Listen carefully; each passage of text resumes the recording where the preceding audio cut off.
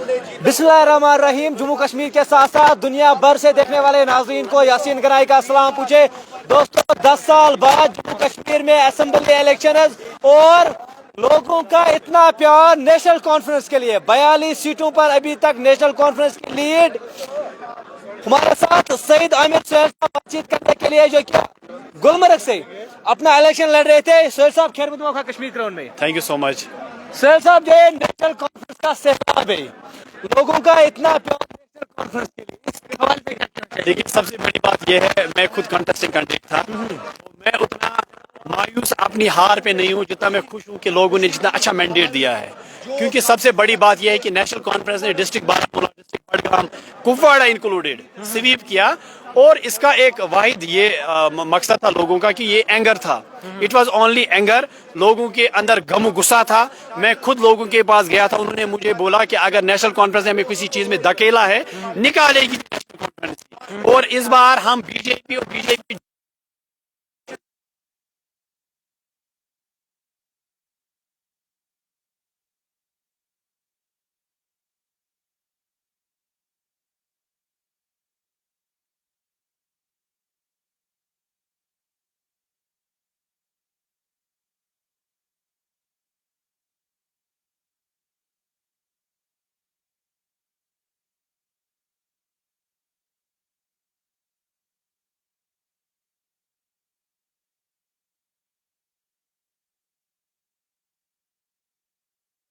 लोगों ने किया भी नहीं, लोगों ने किया ही नहीं। मैं ये कहना चाहूंगा, मैं इनके अंदर बड़ी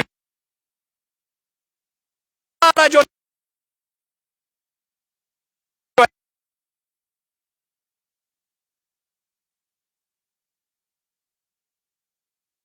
चाहता हूँ, लोगों से मैं पूछना चाहता हूँ उनका क्या हो। इनके पास तो पार्टी टिकट थी, ये लग रहा था वेव चल रही है सारी जगह, एवरीडे इज नॉट संडे। ये मैं एआईपी के वर्कर्स को भी बोल रहा हूँ, ये मैं अपनी पार्टी वालों को भी। आप ये जो बोल रहे हो, सोहेल साहब वाला, अगर हम पार्लियामानी लोकसभा इलेक्शंस की बात करें, जो वेव थी चारों तरफ से इंजीनियर रशीद साहब और इंजीनियर रशीद साहब, अगर हम असेंबली इलेक्शंस की बात करें, इंजीनियर रशीद साहब हर जगह पूछे। मेरे ख्याल से कश्मीर का वो कोई कोना नहीं होगा, कश्मीर की वो कोई जगह नहीं होगी जहां पे इंजीनियर रशीद साहब नहीं पूछे। मगर इंजीनियर रशीद साहब का नाम कहीं पे है ही नहीं, और अभी तक उनके नाम एक सीट भी नहीं है। नहीं, एक सीट अभी लंगेट में, वहां पर वो लीडिंग और ट्रायलिंग में चल रहे हैं। उनके 5 राउंड अभी 5 राउंड से वहां पे। बिल्कुल। लेकिन अब ये है कि लोगों ने समझा लीडरशिप की क्वालिटी इंसान में होनी चाहिए पहले। दूसरी बात ये है कि लोगों ने ये भी समझा कि जिस वेव पे हम गए थे, जिस वेव पे हमने वोट लिया था, लोगों से वोट लिए थे एआईपी ने, वो सीधे था कि इसके बेटे ने रोया था, बोला था मेरे बाप को, हाँ, बोला था अफजल गोरू की तरह मेरे बाप को फांसी हो सकती। सबके दिल में हमदर्दी जागी। उन्होंने इंजीनियर रशीद साहब को हमदर्दी दी। उसके बाद उसके फर्जंद ने ये कहा था कि मैं इसके बाद स्टडी पे फोकस करूंगा, हमारा सिर्फ मकसद है कि इंजीनियर रशीद साहब जेल से बाहर आए। लेकिन अब लोगों ने उसका फैसला खुद सुना दिया।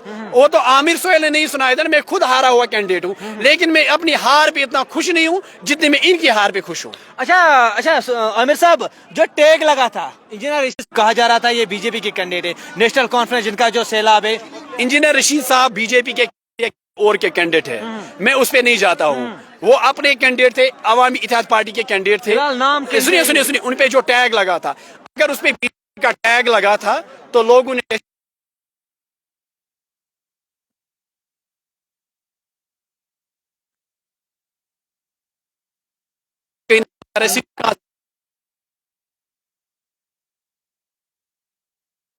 छह सौ वोट लिए। ये उसका एक बड़ी डेडिकेशन है और कमाल है कि उसे 500 वोट लिए।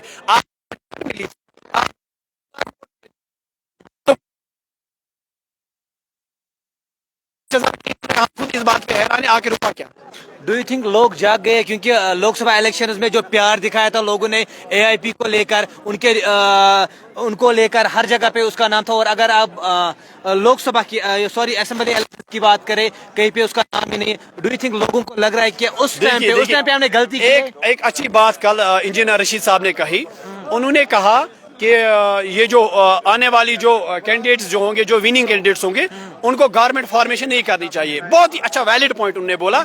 आप गवर्नमेंट ऑफ इंडिया से कहिए कि हमें स्टेटहुड आप रेस्टोर कीजिए। मैंने कल ही ट्वीट भी किया था, मैंने उनको मैसेज भी किया, ये फेसबुक पे भी मैंने पोस्ट किया। मैंने कहा आपने बहुत वैलिड पॉइंट बोला है, लेकिन बेटर होगा अगर आप सबसे पहले अपना एडमिट करते प्रोटेस्ट दो गवर्नमेंट।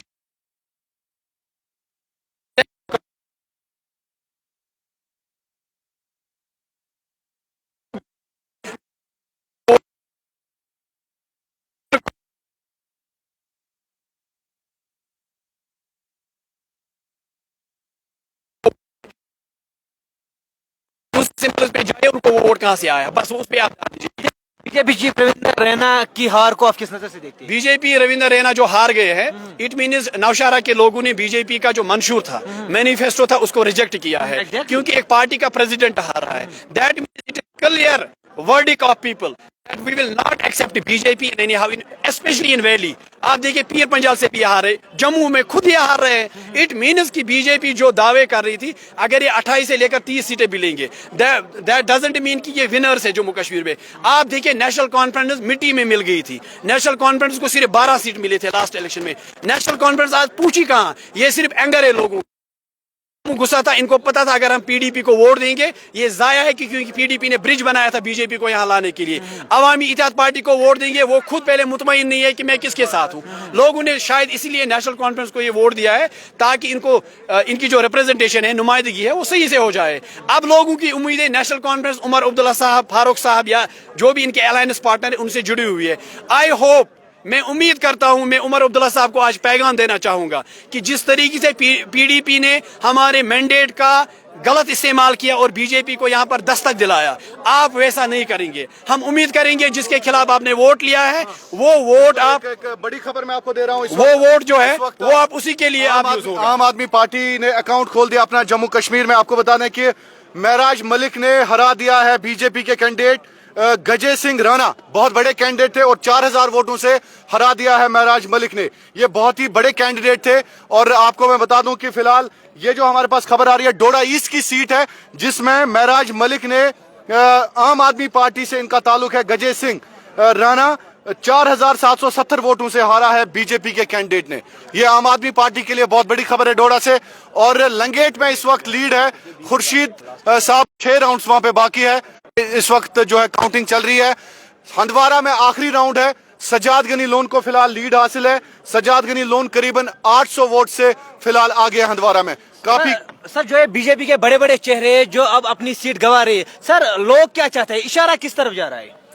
इशारा इसी तरह बशीदार उनसे पीछे पीपल्स कॉन्फ्रेंस के। और यहाँ पर लीड जो है वो सैफुल्लाह मीर को हासिल है। और सजाद शाहीन, बड़ी खबर आ रही है, कांग्रेस के प्रेसिडेंट ने हार कबूल कर ली है। कांग्रेस के जो साबिक सदर है वकार रसूल, वो हार चुके हैं बानियाल से और वहां पे नेशनल कॉन्फ्रेंस ने जीत हासिल की है। सजाद शाहीन वहां पे जीत चुके हैं और वकार रसूल ने हार कबूल कर ली है। और पोज वया उमर अब्दुल्ला अमिस वकार रसूल शुरगी मकार सहारा कहते, मगर ये द्राव ये पोज वकार रसूल ने जो बयान दिए थे, कहीं ना कहीं उमर अब्दुल्ला की बात साबित हो रही है। जो लोगों ने ये प्यार दिखाया है नेशनल कॉन्फ्रेंस के लिए, सर क्या कुछ चैलेंजेस रहेगी नेशनल कॉन्फ्रेंस के लिए, उमर अब्दुल्ला के लिए? देखिए चैलेंज तो बहुत ज्यादा है। ये सरकार बनाना आसान बात नहीं होती है। ये आपने 1 करोड़ लोगों को चलाना है। 1 करोड़ लोगों में से आप कितनों को राजी करेंगे? 1 करोड़, अगर इस वक्त आपके साथ करीबन 60-70 लाख लोग हैं, सरकार बनाने के बाद एकदम 10-15 लाख लोग नाराज हो जाएंगे। यह गस हमेशा आजमाउन कि ये इंसान इक्तदारस मज तमिस ग अपोजिट, अकिस हे खुश गसित अकिस नाराज गसित। सो इक्तदारस हमेशा कि अच्छे लोग ग अपोजिट। जी सर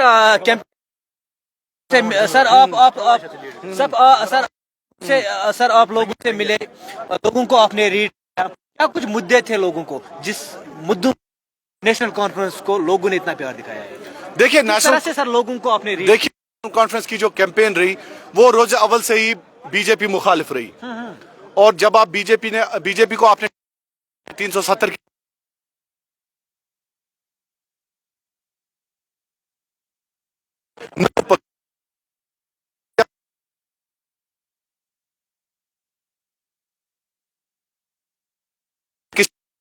दिखाई दे लेकिन सरकार बनाना आसान नहीं होगा।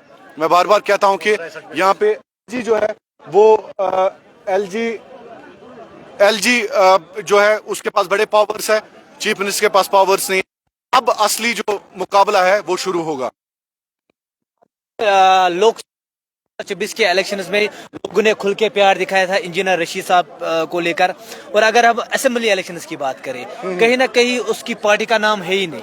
जी जी, इंजीनियर रशीद साहब की पार्टी जो है फिलहाल वो काफी पीछे है, लेकिन सबसे बड़ी बात जो है बांडीपुरा मजीद आगे चल रहे हैं और निजामुद्दीन भट्ट जो है वो पीछे जा रहे हैं।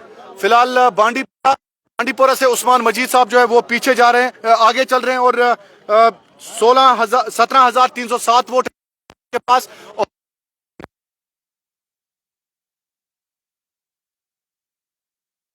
डू यू थिंक जो कश्मीर के लोग हैं उन्होंने चेहरे को वोट दिया है? जो जो लोग हैं के चेहरे को वोट दिया कि एक पार्टी को वोट नहीं, मैंने पहले भी कहा है कि नेशनल कॉन्फ्रेंस का एक वोट बैंक है और वो नहीं है, वो पहले से रहा है। और वोटर बाहर निकला और उन्होंने अपनी राहदीरी का इजहार किया है नेशनल कॉन्फ्रेंस अपने कैंडिडेट के हक में। उसके साथ साथ कैंडिडेट का अपना वोट बैंक भी है, अपने अपने इलाके में उनका अपना वोट बैंक भी है, वो भी बाहर निकला है और उन्होंने अपने उम्मीदवारों के हक में वोट डाला है। इजाफा किस तरह हुआ? इजाफा इस तरह हुआ क्योंकि नए चेहरे भी बहुत थे, नए कैंडिडेट भी बहुत थे और इजाफा हुआ जो पार्टी वोट था उससे इजाफा हुआ। इनके इस जीत में सबसे बड़ा रोल रहा है पार्टी वोट का। गुलजार साहब, रफीक नायक ने जीत लिया एग्जिट पोल के मुताबिक त्राल से। और अगर हम बांडीपुरा में भी आपने अभी थोड़ी मजीद लीड कर रहे हैं वहां पर। जी जी, लीड करें 300 वोट से। 300 वोट से लीड।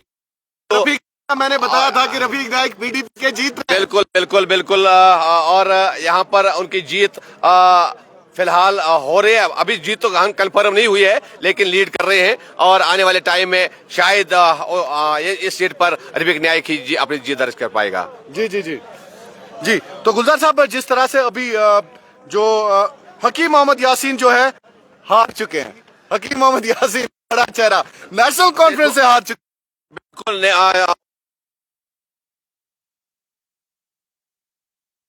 अपने एग्जिट हमने कहा था कि ये जो उस पर हम